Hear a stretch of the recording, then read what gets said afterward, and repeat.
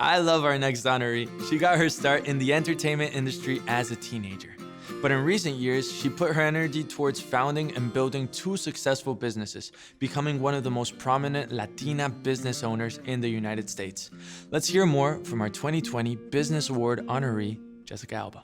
Being able to tie social justice and address a human health issue and crisis with a positive for-profit solution.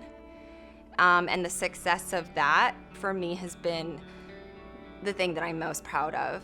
You know, I think because I grew up as a sick kid, I really wanted and I fantasized about being somebody else. You know, I wanted to be somebody that was a superhero.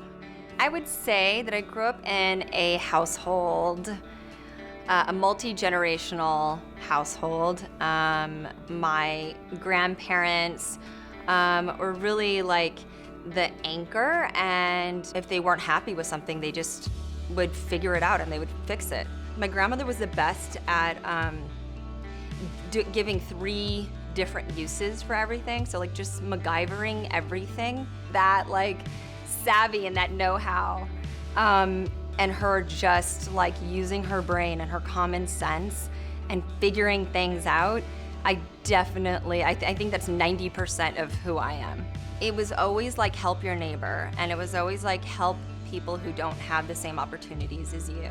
If I saw any injustice out there, I wanted to be part of the change or be part of the solution. And so by the time I became a mom, I had this idea about creating a company that stood for the values that I wanted in my life, and that was transparency in the products that are really the ingredients that are in a product. I had an allergic reaction to a product that was marketed to, babies.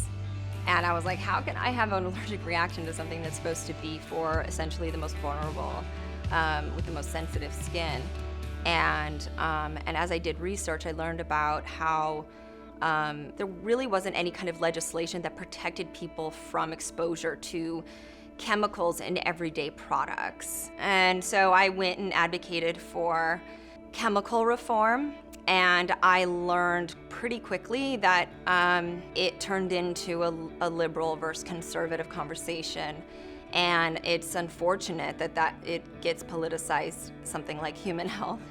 I had the opportunity as a woman to dream up a company, and I can launch a company online and have a direct relationship with the consumer, and I don't have to even include the middleman of a retailer or what have you, and I can build community directly with people. The greatest challenge for me has probably been the lack of representation. You know, you just seeing someone else like you makes you feel like maybe it's okay for you to be there. And when you're in rooms constantly as like the one woman or the one person of color or the combination of both, it's isolating and it's lonely, and you often feel like it could be exhausting. I graduated with a GED. I did not go to college. I always felt like I wasn't smart enough. I was really insecure about, rooms that I was walking in with all of these incredibly accomplished people with their degrees and business acumen and all of this stuff. And I was, it took me probably like 3.5 years after I started my company to feel smart or to even embrace that word or think that I deserved to be there. You look around in corporate America, in government, in many different sectors, and you see a lot of the same thing. One of the rare female-founded, Latina-owned and founded businesses, and I hope in the near future, by me paving this way and opening this door, I'm determined to open it even wider and hopefully let a floodgate of entrepreneurs through those doors. I'm very honored. Thank you so much for this award, and get out and vote. You owe it to yourselves, and you owe it to your community.